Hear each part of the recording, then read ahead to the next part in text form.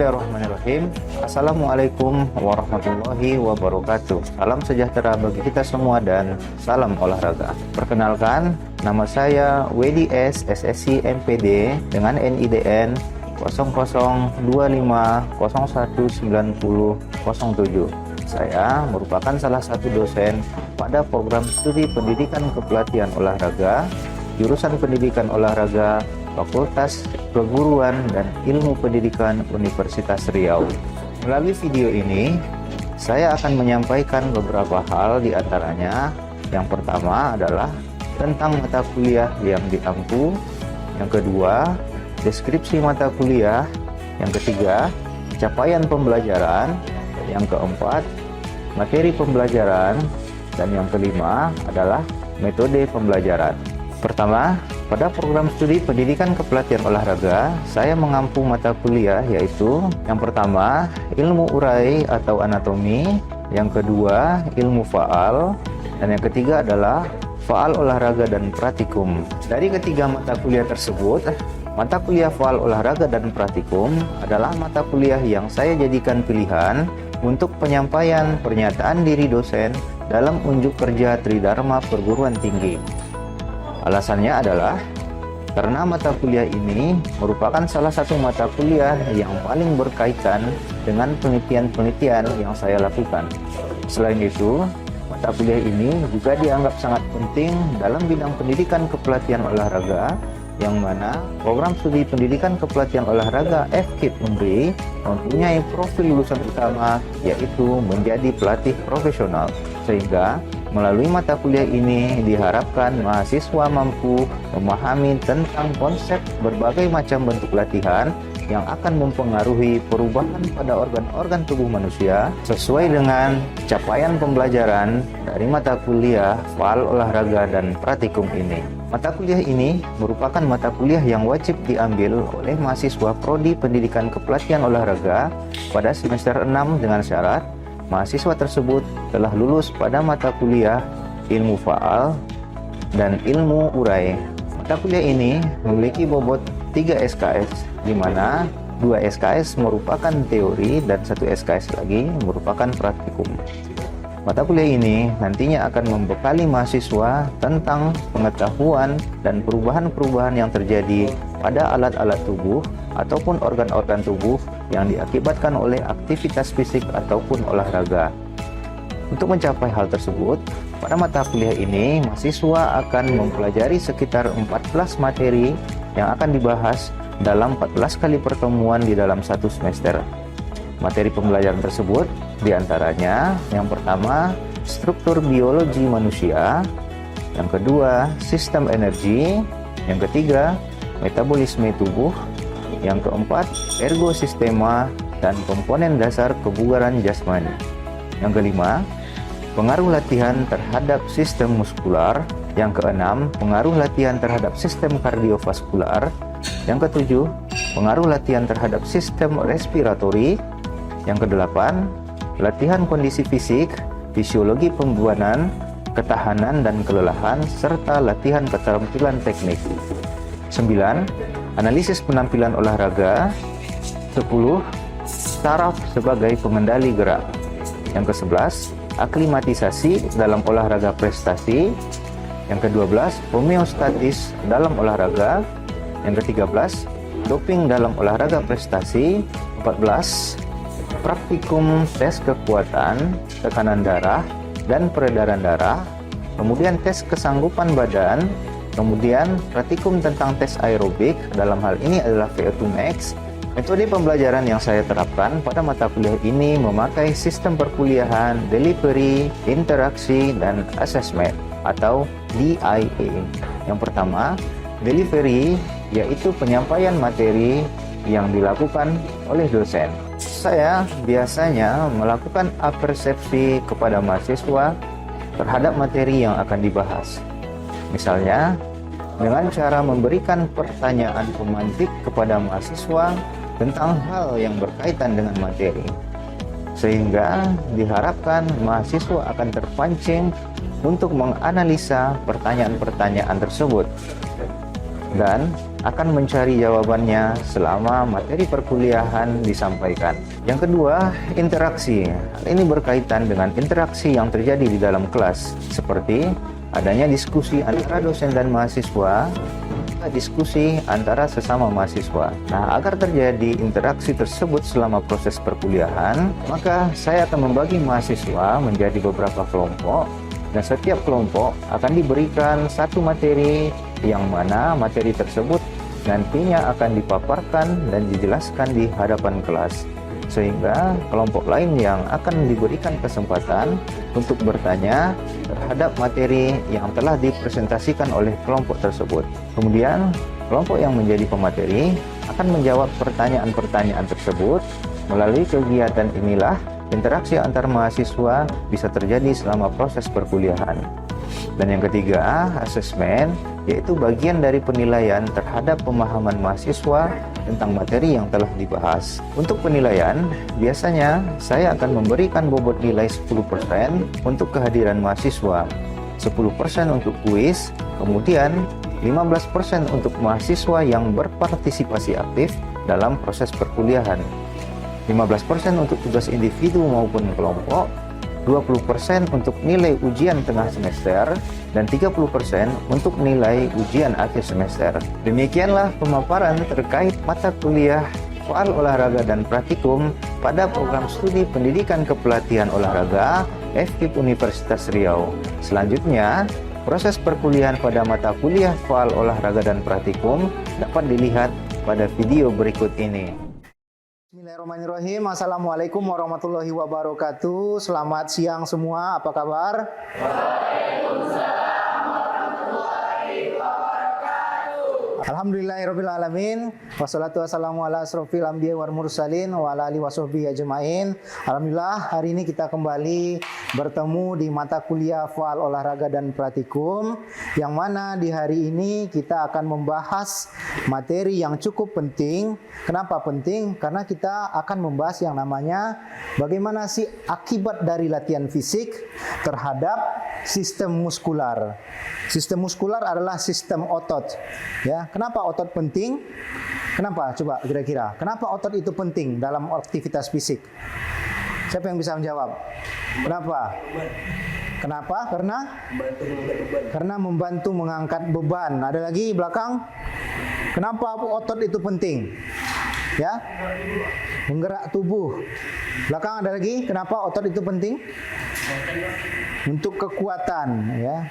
Kenapa penting otot? Karena otot adalah salah satu organ yang membantu kita, membantu tubuh manusia dalam bergerak. Ya, tanpa otot semua tidak bisa bergerak. Ya, tanpa otot semua tidak bisa bergerak. Oleh karena itu penting otot itu sendiri kita latih. Nah, bagaimana akibat latihan itu terhadap otot? Kita coba pelajari. Slide berikutnya. Nah, pertama, apa sih itu muskular atau otot? Kamu bisa lihat di gambar. Otot dan lemak. Kalau kita lihat presentasinya, ya, 2 kg lemak dan 2 kg otot. Ya, mana yang lebih besar kira-kira? Lemak. Jadi 2 kg. Jangankan 2 kg, 1 kg lemak aja udah menyumbang begitu besar terhadap postur tubuh kamu. Ya. Bandingkan dengan otot. Bayangkan kalau kamu punya 2 kg otot. Ya. 2 kg otot. Coba lihat gambarnya. Kira-kira kalau kita lihat dari postur itu, apakah beratnya sama tuh manusia yang berdua itu? Beda. Kenapa beda? Kenapa beda? Ya, karena lemak itu lebih besar dibandingkan otot. Orang yang berotot cenderung beratnya akan lebih ideal dibandingkan orang yang berlemak. Ya, coba lihat berikut slide-nya. Kira-kira dengan olahraga seperti itu, ya, bisa nggak mencapai body goals yang seperti ini di gambar itu? Mustahil rasanya. Logikanya kenapa? Kenapa nggak bisa? Fikri Tigris. Kenapa nggak bisa, Fik? Karena jalan santai nggak melatih semua otot. Karena jalan santai tak melatih semua otot. Masa iya? Kalau jalan kan gini, melatih semua otot nggak? Bergerak nggak semua ototnya? Dominan ke kaki. Kalau dominan ke kaki ya udah gini aja jalan. Ya. Kenapa kira-kira jalan santai tak bisa membentuk otot? Kenapa nih Pak Cik? Barang berat itu beda. Karena barangnya beda yang bergerak. Karena itu tidak menanggapi barang berat itu macam besi. Oh iya, dia tidak mengangkat barang yang berat. Nah berikutnya, gambar yang di bawah kira-kira ngapain tuh bocil? Berenang. Berenang kira-kira bisa nggak membentuk otot seperti itu? Bisa nggak kira-kira? Yang katakan bisa, kenapa alasannya? Kenapa bisa? Kenapa berenang bisa membentuk otot seperti ini? Kenapa? Nggak bisa. Yang katakan nggak bisa apa alasannya? Karena Beda dalam bentuk latihan. Apa bedanya? kalau berenang itu dia lebih ke otot atletis, Pak. Otot atlet. Kalau yang di foto ini kan body goals-nya ini untuk apa? peningkatan massa otot. Jadi Oke. apa intensitasnya berbeda, Pak? Intensitasnya berbeda. Oke, kita tampung dulu, nanti kita bahas. Berikutnya itu ya olahraganya lari. Nah, lari menurut logika kamu bisa nggak body goals-nya seperti ini? Kenapa nggak bisa? Lari itu lebih ke kardia. Ya, kardia itu jantung. Penelitian, untuk mendapatkan massa otot yang bagus, kita mesti mengkonsumsi 2 gram protein per berat badan. Paham maksudnya di situ? 2 gram protein per berat badan. Jika berat badan kamu 50 kg dikalikan 2 gram per berat badan, nanti kamu mesti makan 100 gram protein. Berikutnya, slide berikutnya. Nah, inilah bentuk-bentuk latihan fisik yang bisa mencapai tujuan yang kita inginkan tadi. Ya. Angkat beban. Tadi Kelin Thyssen dari Papua mengatakan bahwasanya untuk membentuk otot itu kita mesti mengangkat beban, Pak, yang berat. Ya iya, mesti mengangkat beban yang berat. Sehingga dengan mengangkat beban yang berat itu, serat-serat otot ini akan terpecah, ya, akan menerima rangsangan. Sehingga dengan menerima rangsangan, molekul-molekul sel-sel di otot itu akan rusak. Disitulah fungsi protein. Ya, ketika protein masuk, sel-sel yang rusak tadi akan memperbaiki dirinya sendiri, sehingga massa otot itu akan meningkat. Otot itu akan lebih membesar. Ya, ingat, pembesaran otot itu bisa terjadi oleh 2 hal. Yang pertama namanya adalah hipertrofi otot. Yang kedua adalah hiperplasia. Apa beda di antara 2 jenis pembesaran otot ini? Apa itu hipertrofi dan apa itu hiperplasia? Hipertrofi adalah pembesaran otot yang disebabkan oleh bertambahnya jumlah sel otot. Ya. Kemudian hiperplasia adalah membesarnya otot karena membesarnya sel-sel otot itu sendiri. Paham sampai di situ? Apa hipertrofi tadi? Ya, hiperplasia. Ya, salah satu bentuk latihan yang paling tepat, yang paling banyak dikerjakan atau dilakukan oleh atlet-atlet untuk membentuk otot adalah latihan beban. Ya, latihan beban. Kita lihat, ya, latihan beban dengan menggunakan prinsip peningkatan beban berlebih. Ya, jadi bebannya itu mesti ditambah. Ya, kalau kita masih sanggup, tambah lagi bebannya. Kalau masih sanggup, tambah lagi bebannya. Sampai kita tidak sanggup mengangkat yang namanya beban itu. Ya, angkat terus. Menurut penelitian mengatakan repetisi yang digunakan untuk meningkatkan massa otot adalah berkisar antara 8 sampai 14 repetisi. Ya, jadi kalau mau membesarkan otot, angkatlah beban dengan repetisi segitu, 8 sampai 14. Kalau masih sanggup, tingkatkan bebannya. Contoh apa? Push up, membesarkan otot yang namanya pectoralis minor. Apa tuh pectoralis? Otot dada. Kalau meningkatkan otot dada ya push up. Selama kita masih sanggup 14 repetisi, tambah lagi sampai kita tidak sanggup. Ya, sampai kita tidak sanggup lagi. Untuk hari ini saya akan berikan beberapa tugas untuk kamu, kerjakan berdasarkan kelompoknya. Tugas yang pertama di kelompok adalah mencari artikel-artikel yang berkaitan dengan latihan yang mempengaruhi sistem otot. Ya, cari sebanyak-banyaknya jurnal internasional yang bicara tentang ini. Ya, yang kedua adalah tentang bentuk latihan yang mempengaruhi sistem otot. Apa aja sih bentuk-bentuk latihannya? Apakah hanya dengan mengangkat ember otot bisa terbentuk? Apakah hanya dengan mengayuh sepeda otot akan terbentuk? Apakah hanya dengan push up otot akan terbentuk? Silakan nanti kamu berunding di hadapan kelompok masing-masing. Kemudian terakhir presentasikan. Saya akan pilih nanti beberapa kelompok untuk tampil di depan memaparkan hasil kerjanya. Kemudian juga nanti setelah itu akan kita lakukan diskusi. Kalau ada pertanyaan nanti akan kita lakukan tanya jawab.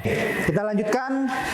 Setelah tadi kamu berdiskusi di kelompok masing-masing, maka sekarang kita akan coba paparkan dan presentasikan. Nanti jika ada pertanyaan terhadap apa yang dipresentasikan dan dipaparkan oleh teman kamu, silakan ajukan pertanyaan ya. Oleh karena itu silakan pertama disimak dulu paparan dari kelompok 4 yang berkaitan dengan sistem muskular atau latihan yang mempengaruhi sistem muskular atau sistem otot. Kepada kelompok 4 saya persilahkan. Assalamualaikum warahmatullahi wabarakatuh.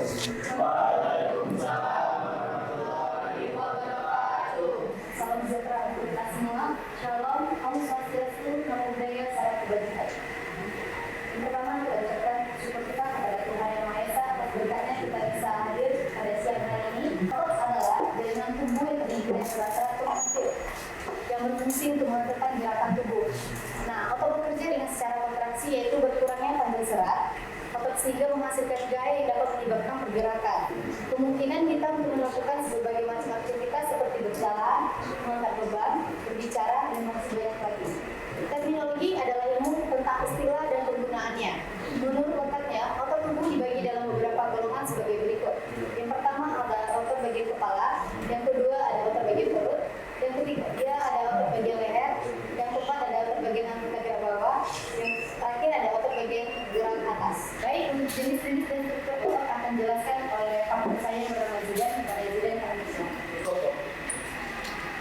Jenis-jenis dan struktur otot ini terbagi menjadi 3. Yang pertama ada jaringan otot polos, yang kedua ada jaringan otot fluid, dan jaringan otot gantung. Yang pertama jaringan otot polos. Otot polos berfungsi sebagai penggerak di luar kehendak atau bisa disebut dengan otot tidak sadar. Sadar gerakan tidak yang selalu dikerjakan. Selain itu berguna juga untuk mengontrol pilihan pembuluh darah dan gerakan pupil mata. Dan yang selanjutnya ada jaringan otot fluid. Otot fluid berfungsi sebagai alat darah. Baik, untuk sifat kerja otot akan disampaikan oleh partner saya bernama Indra Anissa. Selanjutnya sifat kerja otot. Sifat kerja otot dibagi menjadi 2, yang dimana ada antagonis otot. Antagonis otot adalah 2 otot atau lebih yang tujuan kerjanya berlawanan. Jika otot pertama berkontraksi dan yang kedua akan berelaksasi, akan menyebabkan tulang tertarik atau terangkat. Contoh otot tersebut adalah otot antagonis adalah otot bicep dan triceps. Selanjutnya ada sinergis. Sinergis ini adalah otot-otot yang kontraksinya menimbulkan gerak saraf, yang dimana contohnya pronator teres dan pronator quadratus, atau disebut otot yang menyebabkan telapak tangan kita menelungkup. Otot sinergis lainnya merupakan 2 otot atau lebih yang bekerja bersama-sama dengan tujuan yang sama. Jadi otot tersebut berkontraksi bersama dan berelaksi bersama. Selanjutnya, mekanisme terjadinya gerak pada otot. Kontraksi otot terjadi karena adanya rangsangan. Namun, untuk menggerakkan otot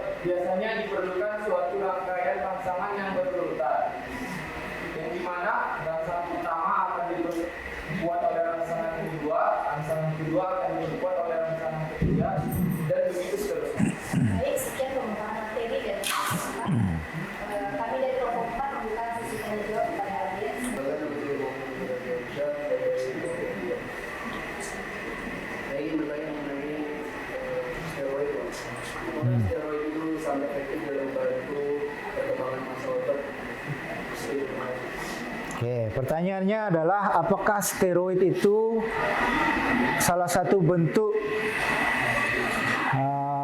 obat-obatan yang bisa meningkatkan massa otot.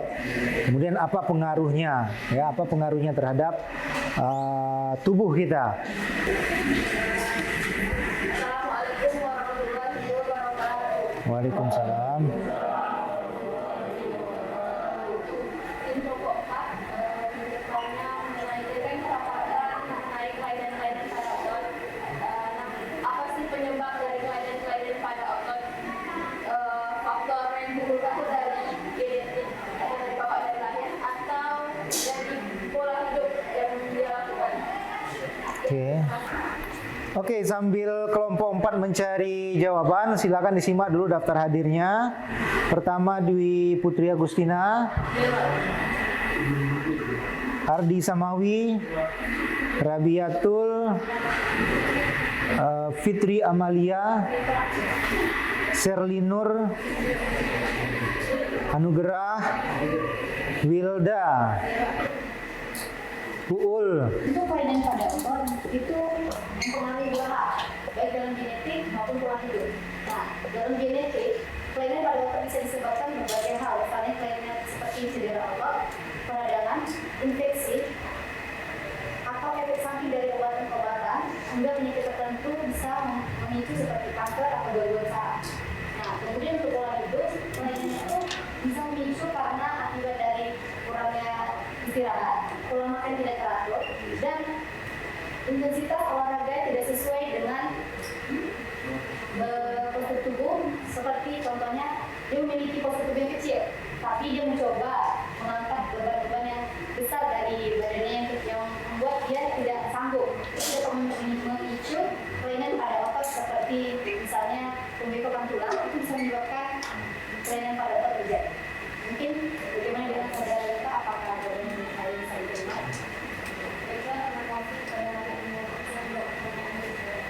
Baik, terima kasih. Baik, untuk pertanyaan selanjutnya akan dijawab oleh partner saya, Jova, yang akan berpertanyaan dari saudara pada Yohan. Nanti silakan. Saya akan menjawab pertanyaan dari Yudi. Tanya apakah steroid itu salah satu bentuk cara untuk meningkatkan massa efektif untuk meningkatkan otot. Steroid adalah salah satu cara yang dapat digunakan untuk meningkatkan massa otot, tetapi penggunaannya harus dilakukan dengan hati-hati dan diawasi oleh profesional medis. Steroid anabolik androgenik adalah jenis steroid yang sering digunakan oleh beberapa atlet atau individu yang ingin meningkatkan massa otot dan kekuatan mereka. Namun, penggunaan steroid anabolik androgenik tanpa resep medis atau penguatan yang tepat dapat memiliki efek samping yang serius dan berbahaya kesehatan, seperti kerusakan hati, masalah kardiovaskular, dan perubahan hormonal. Terima kasih. Baik, terima kasih pada saudara kami sudah menerima jawaban dari Nah, setelah ini kita masuk ke sesi akhir dari mata kuliah kita di siang hari ini. Saya minta kamu siapkan kertas 1 lembar. Untuk apa? Untuk saya menguji kemampuan kamu dalam menyerap informasi ataupun materi yang tadi telah disampaikan. Saya akan ajukan beberapa pertanyaan, nanti kamu tulis supaya saya tahu tingkat pemahaman kamu tentang materi kita pada siang hari ini. Ya, silakan. Sebelum kita akhiri pertemuan kita pada siang hari ini, saya mau minta kamu membacakan beberapa kesimpulan terhadap materi yang telah kita bahas. Silakan, siapa yang kira-kira mau menyampaikan kesimpulan dari materi kita? Ya, silakan Anugerah. Bila saya menyimpulkan materi yang dibawa oleh 24, yaitu sistem stimulus. Nah, otot merupakan kumpulan dari sel-sel kontraktil yang berada dalam tubuh, sehingga otot ini terbagi menjadi 3, yaitu anabolik atau polos dan juga otot jantung. Nah, otot jantung ini bergerak secara involuntary atau bisa dibilang tuh di luar kendali kita karena dia bisa menurun dan kita berhenti. Begitu juga otot polos. Otot polos ini sebenarnya letaknya di pencernaan. Dan jadi geraknya sama itu tidak bisa kita kontrol atau bergerak secara involuntary, tapi bedanya mereka ini terletak di dalam pencernaan sehingga mereka tetap menggunakan peristaltik sehingga tetap membuat makanan kita cerna itu menjadi bentuk yang masih halus. Berikutnya itu otot polos. Berikutnya kedua itu otot yang bisa kita gerakkan seperti biceps, triceps atau peristaltik semacamnya yang dipengaruhi oleh koordinasi antara otak dan juga geraknya sehingga bisa menyebabkan gerakan membangun. Oke, terima kasih. Tepuk tangan untuk Anugrah. Berikutnya, siapa lagi yang menyampaikan kesimpulan? Kesimpulan yang dapat saya ambil yaitu otot merupakan organ yang membantu kita untuk bergerak. Kemudian terdapat beberapa karakteristik dalam otot, yaitu yang pertama adalah kontraktibilitas, itu berfungsi untuk dia bisa berkontraksi, kemudian dia bisa peka terhadap rangsangan. Kemudian yang kedua adalah ekstensibilitas, itu dia bertugas untuk meregangkan atau bisa memanjangkan otot tersebut. Kemudian yang ketiga adalah elastisitas. Kemudian pembesaran otot itu terbagi menjadi dua, yaitu hipertrofi. Kemudian yang kedua adalah hiperplasia. Untuk cara membentuk otot itu agar bisa berkembang itu dengan olahraga yang cukup dan benar serta konsisten, kemudian dengan makan makanan yang seimbang dan protein itu dibanyakkan. Tadi ada 2 gram protein itu berbanding dengan berat badan kita. Ya, 2 gram protein per 1 kilogram berat badan. Ya, oke, tepuk tangan untuk Serni. Oke, saya rasa cukup hari ini pertemuan kita membahas tentang latihan yang mempengaruhi sistem muskular atau sistem otot. Mudah-mudahan apa yang kita terima, apa yang kamu pelajari dan apa yang kita diskusikan bisa kamu pahami dengan baik, ya. Nah, untuk pertemuan minggu depan kita akan bahas materi tentang sistem kardiovaskular, ya, latihan yang mempengaruhi sistem kardiovaskular. Oleh sebab itu, silakan kamu cari artikel-artikel yang berkaitan dengan latihan terhadap sistem kardiovaskular. Oke, cukup. Ada pertanyaan? Ya, tidak ada. Kalau tak ada, terima kasih atas perhatiannya. Saya mohon maaf kalau ada salah kata. Billahi taufiq wal hidayah. Wassalamualaikum warahmatullahi wabarakatuh. Selamat siang.